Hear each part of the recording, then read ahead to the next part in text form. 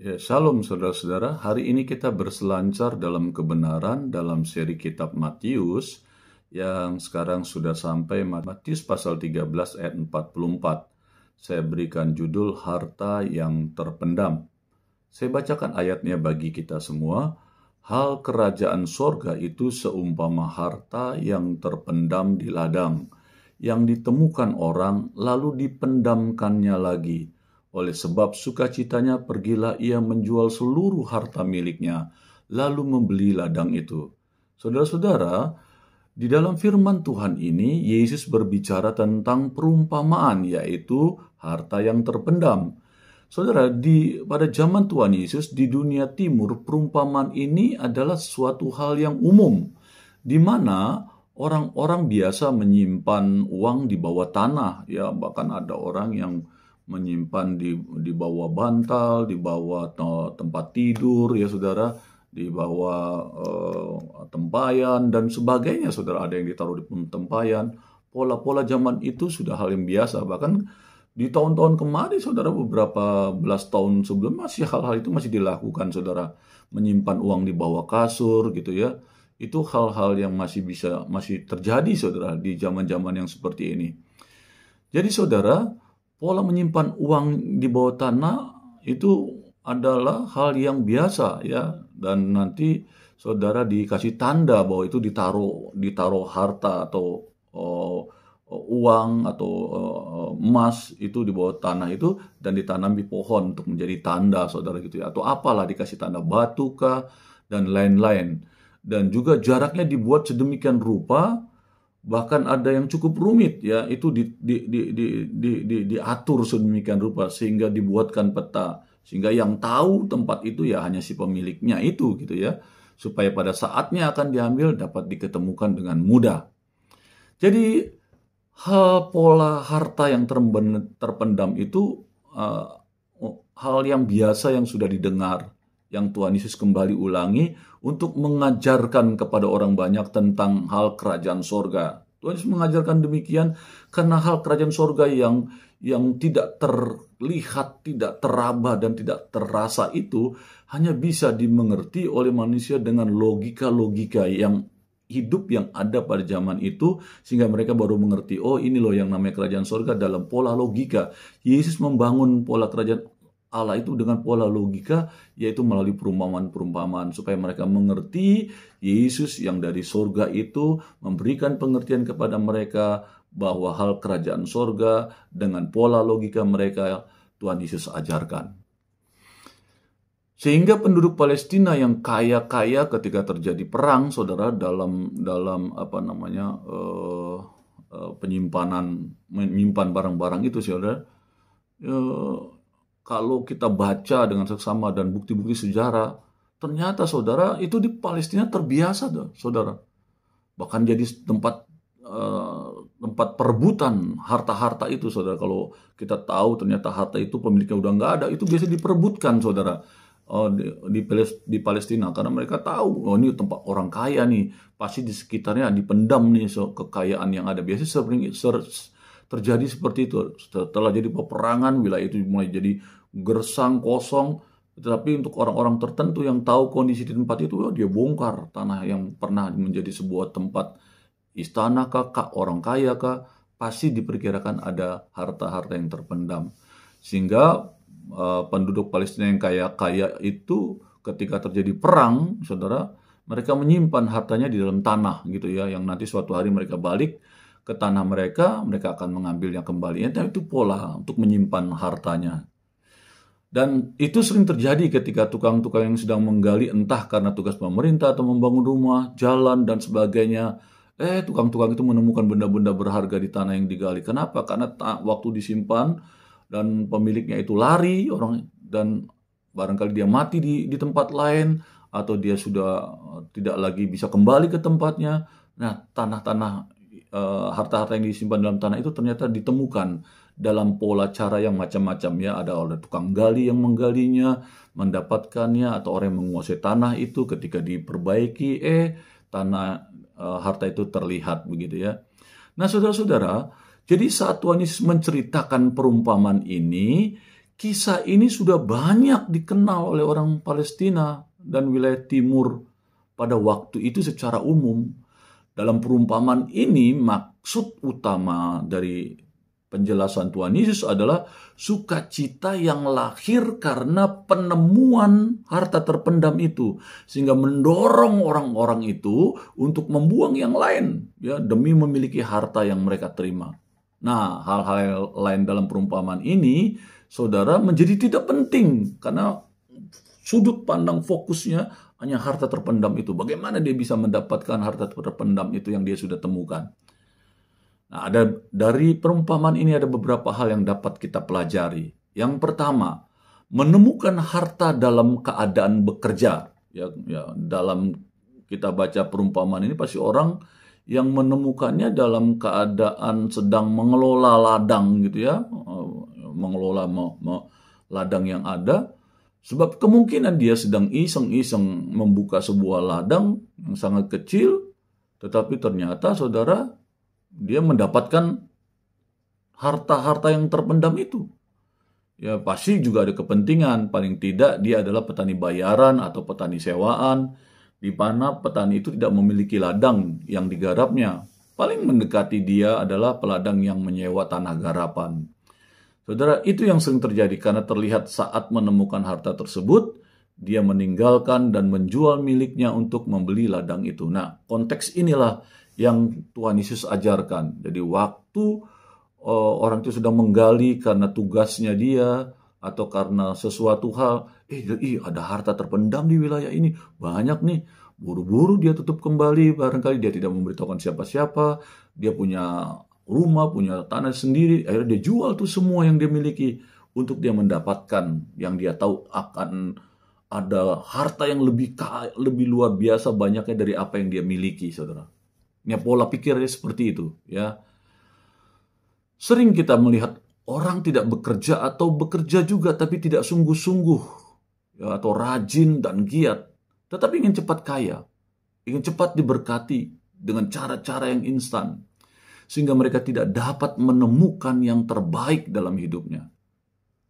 Kita tidak menyadari, saudara, bahwa Tuhan terus mencari kita harta yang terpendam itu. Tetapi kita tersembunyi karena dosa-dosa kita. Seperti Adam dan Hawa bersembunyi dari Tuhan ketika mereka melakukan hal yang tidak benar, melanggar perintahnya. Atau bisa juga kita adalah orang yang menemukan Yesus, harta yang terpendam itu, yang akan menyelamatkan kita, memberkati kita, memulihkan keadaan kita. Tetapi sering terjadi, kita mencari Yesus, tetapi karena kita tidak tekun dan sungguh-sungguh mencari Yesus, mengenal Yesus, menggali tentang Yesus yang luar biasa itu, kita sulit menemukan Yesus secara utuh. Saudara, kita sudah ada di ladang, tetapi kita tidak rajin dan tekun mencari, maka kita tidak menemukannya. Kita anak Tuhan sudah ada di gereja, tetapi kita tidak pernah ketemu Tuhan, karena kita tidak sungguh-sungguh mencari Yesus. Kita juga suka baca firman Tuhan, tapi hanya sekedarnya membaca. Karena diperintah pemimpin, diperintah orang tua, suami, istri, dan sebagainya. Hanya sekedar membaca, karena atau kita kan orang Kristen, ya udahlah baca, dan tidak ada kerinduan yang sungguh menggali waktu kita baca firman Tuhan, kita renungkan gitu dengan baik, sampai kita sadar, firman Tuhan ini begitu dalam. Ada teguran, ada berkat, ada kasih, ada kebaikan Tuhan yang kita belajar, ada kesukaan Tuhan yang kita ketahui, sehingga dalam kehidupan firman yang kita baca itu, kita hidupi untuk kita menyukakan Tuhan. Banyak hal, sehingga kita tidak sadar bahwa firman ini adalah harta yang luar biasa untuk kehidupan dalam kekekalan kita. Bukan hanya itu saja, untuk kehidupan sesungguhnya pun, saudara, dengan firman yang kamu baca, banyak sekali, saudara, harta yang bisa kamu hidupi. Yosua 1 ayat 8 berkata, Tuhan mengajarkan kepada orang Israel, janganlah engkau lupa memperkatakan kitab Taurat itu, tetapi renungkanlah Taurat itu siang dan malam, sehingga kamu bertindak hati-hati sesuai dengan segala yang tertulis di dalamnya. Maka perjalananmu akan berhasil dan engkau akan beruntung. Luar biasa. Tuhan hanya mengajarkan baca firman, renungkan firman. kata Tuhan, maka kamu kan berhasil dan beruntung. Orang dunia kan berpikir, ya kamu kerja dulu dong. Enggak, Tuhan aja ajarkan itu saja. Kamu baca firman Tuhan, renungkan firman Tuhan yang berkata, engkau akan berhasil dan engkau akan beruntung. Oh, saudara, ini firman. Tetapi apakah kita harus beraktivitas? Yang mana ada si manusia yang tidak harus beraktivitas? Semua kita tidak kenal firman pun harus bekerja, saudara, untuk makan dan minum. Tetapi dalam konteks firman Tuhan ini, Tuhan mau memberikan pengertian yang begitu indah dan dahsyat.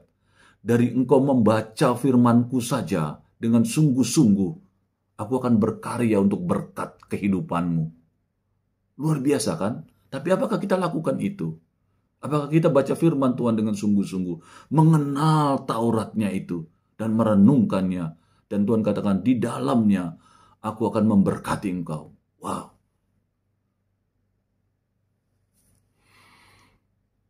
Tahukah bahwa Tuhan Yesus dapat kita temukan di pekerjaan kita sehari-hari, di pelayanan kita, di rumah kita, di pertemanan kita, dan di mana saja. Ketika kita sungguh-sungguh dengan apa yang ada pada kita, pasti kita bertemu dengan Yesus. Saudara, Yeremia 33 ayat 3 berkata, berserulah kepadaku, maka aku akan menjawab engkau, kata firman Allah, dan akan memberikan kepadamu hal-hal yang besar dan hal-hal yang tidak terpahami dan yang engkau tidak ketahui. Mantap nggak, saudara? Itu firman mengajarkan demikian. Waktu engkau datang kepada Tuhan, mencari wajahnya, saudara membaca firman-Nya, kata Tuhan, kita berseru-seru untuk mengenal Dia, mencari Dia. Dan Tuhan berikan firman ini. Yeremia 33 ayat 33. Berserulah kepadaku. Jadi itu, saudara, Yesus adalah harta yang terpendam. Firman yang hidup itu. Yang selanjutnya, untuk menemukan harta yang terpendam, kita layak berkorban, saudara. Ya, ketika orang petani itu sedang menggali, dilihat ada harta, ya dia harus ada untuk mendapatkan tanah itu dan hasilnya mendapatkan korban itu, ya harta terpendam itu, ya dia harus berkorban untuk mendapatkan tanah itu. Ya, seolah-olah kita mendapatkan pencerahan dan keyakinan akan kehendak Allah bagi kita, ya, dalam firman Tuhan ini. Untuk menerimanya itu kita mungkin membuang cita-cita dan ambisi-ambisi tertentu yang sangat kita inginkan. Ya, untuk kita mendapatkan Tuhan. Bisa meninggalkan sifat-sifat dan cara hidup yang tidak selaras dengan firman. Korban, saudara. Karena waktu kita mau mendekat kepada Tuhan, kita tahu kita harus layak di hadapannya. Sehingga kita bisa mengenal Dia dan Dia juga mau memperkenalkan dirinya yang maha itu kepada saudara dan saya. Sebab Paulus berkata, ketika dia mengenal Tuhan, dia dikatakan, aku mengejar Dia. Bahkan aku melupakan hal yang di belakangku. Aku lari ke depan untuk mencapai tujuan. Siapa? Kristus Yesus. Dia sumber kekayaan, sumber berkat, sumber kesehatan, sumber kehidupan. Segalanya ada pada. Jadi yang ada padanya, kata Paulus, semua itu aku anggap sampah. Saudara, Paulus bukan orang biasa. Dia orang berpendidikan, dididik oleh Gamaliel, saudara. Ya, kalau bisa disebut profesor universitas pada zaman itu. Paulus dididik secara pribadi. Jadi dia punya kapasitas intelektual yang luar biasa. Dia bukan orang biasa saja. Dan yang kedua, Paulus itu bukan orang miskin. Bukan orang yang berkekurangan. Sebab orang yang pada zaman itu bisa belajar, itu membayar, itu bukan orang biasa. Orang yang punya kemampuan finansial yang cukup. Paulus itu keluarga yang kaya, saudara. Karena orang berpendidikan pada zaman itu kecenderungan adalah orang-orang yang kaya. Tapi dia sendiri mengatakan, waktu dia bertemu dengan firman yang hidup itu, Yesus Kristus, dia katakan semuanya dia lupakan. Dan dia tinggalkan. dan dianggap itu semua sampah. Dan dia berlari-lari ke depan untuk menerima panggilan ilahi. Kristus, Yesus, firman yang hidup itu. Inilah yang Tuhan mau ajarkan tentang harta yang terpendam itu. Dialah harta yang terpendam. Kalau saudara ketemu Yesus, kamu tidak akan lagi hidup mikirin jabatan, mikirkan kekayaan, memikirkan penghormatan dari orang. Nggak perlu. Dosa-dosamu kamu akan berani dengan mudah meninggalkannya. Ketika engkau sungguh-sungguh mengenal Yesus, sungguh-sungguh mencari Dia, semua itu tidak menjadi bebanmu. Ya saudara, tidak menjadi. Ya, kalau kita baca Matius 6 ayat 33, carilah dahulu kerajaan Allah dan kebenarannya, maka semuanya itu akan ditambahkan kepadamu. Kata firman Tuhan. Jadi Tuhan mengajarkan dalam Matius 13 ayat 44 tentang harta yang terpendam ini. Dia terlebih besar. Dia terlebih indah. Yesus terlebih manis ketika engkau bertemu dengan Dia. Kamu tidak lagi terhadap harta, engkau silau, kamu akan berkata terima kasih atas kekayaan yang aku miliki. Karena aku tahu ini semua kebaikanmu yang kau percayakan untuk aku menikmati kekayaan. Terima kasih kalau aku punya jabatan yang baik. Entah jadi menteri kah, entah jadi seorang guru kah, entah menjadi seorang pemimpin kah, seorang direktur kah, apa saja, manajer kah, kepala bagian kah. Kita akan katakan semua karena kebaikan-Mu Tuhan. Jadi Tuhan lebih diutamakan dari jabatan yang ada. Sehingga orang akan melihat, ini orang sungguh menghormati Tuhannya. Jabatan yang dia terima, dia amanahkan, dia kerjakan karena takut dan gentar akan Tuhannya. Dia tidak ingin menyakiti hati Tuhannya, makanya melakukan pekerjaannya dengan sebaik-baiknya. Dia tidak pernah takut dengan jabatan yang ada, yang dia tahu dia melakukan semuanya ini sekarang hanya untuk kemuliaan Tuhan. Bekerja untuk kemuliaan Tuhan. Punya uang untuk kemuliaan Tuhan. Punya kepandaian juga untuk kemuliaan Tuhan. Untuk menerima itu ya saudara, kita harus meninggalkan sifat-sifat dan cara hidup yang tidak selaras dengan firman. Saudara mau melihat harta terpendam itu, memenuhi harta terpendam dalam kehidupan kita, yaitu Yesus Kristus, seperti yang Paulus katakan, setelah dia bertemu dengan Yesus, semuanya kuanggap sampah. Apakah itu hilang begitu saja? Enggak, hanya dianggap sampah, tapi dalam konteks kehidupan Paulus semua kekayaannya dia pakai untuk dia memberitakan Injil. Dia pergi kemana-mana pakai uangnya sendiri. Dia tidak menyusahkan orang lain. Jadi kekayaannya tetap, tapi dia dianggap sampah dalam pengertian hanya sekedar untuk mendukung dia untuk terus jalan dalam kebersihan. Yang sampahnya itu hanya dibuang jadi hanya jadi seperti bensin atau alat untuk menjadi pembakar gitu, sehingga dia bisa terbang. Habis kan terbakar itu semua sampah, tapi dia terbang bersama dengan Tuhan. Karena hanya menjadi alat untuk dia bisa semakin dekat dengan Tuhan. Saudara, yang sulit dilepaskan, contoh merokok, berjudi, pemabuk, meminum, menggerutu, seks bebas, dan sebagainya, saudara. Itu sulit sekali. Tapi percayalah, waktu engkau mencari dia, ketemu dia, harta yang terpendam itu, tak ada yang sulit. Semua mudah dilepaskan. Maka carilah dahulu kerajaan Allah dan kebenarannya. Maka semuanya itu akan ditambahkan kepadamu. Menerima disiplin, penyangkalan diri sama sekali juga tidak mudah. Singkatnya, diajarkan firman adalah pikul salib dan mengikut Yesus. Pikullah salib Tuhan Yesus. Dia tetap lemah lembut dan dia memberikan kepada kamu kekuatan. Dan kamu akan terheran-heran. Semua beban duniamu akan terlepas. Seperti Paulus katakan, semua aku gak terganggu dengan hartaku, kepandaianku semuanya. Semata-mata aku ke depan sekarang ini hanya menjadi alatku saja, saudara. Ya, jadi alat transportasiku yang membakar untuk aku terus jadi didorong terbang naik terus. Ini yang menjadi alat, tidak diutamakan, tidak di depan. Uang, harta, jabatan, semua di depan hanya pendorong dia, karena itu dari Tuhan. Untuk dia mempunyai amunisi untuk bisa terbang mendekat kepada Tuhan. Bukan harta yang di depan, jabatan yang di depan. Tuhan tertutup sehingga kita nggak pernah mengenal Tuhan.